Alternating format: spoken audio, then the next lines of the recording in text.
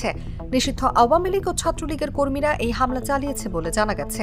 এ সময় গোপালগঞ্জ রণক্ষেত্রে পরিণত হয়।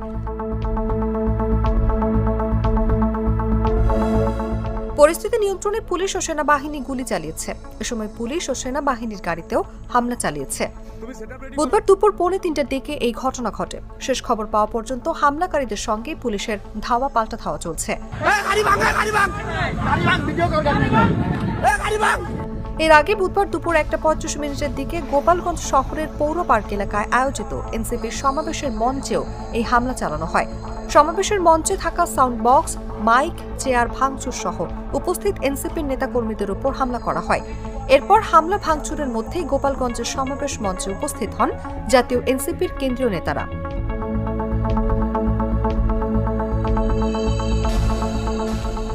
দুপুর 2টার আগে দলটির আহ্বায়ক নাহিদ ইসলামের নেতৃত্বে কেন্দ্রীয়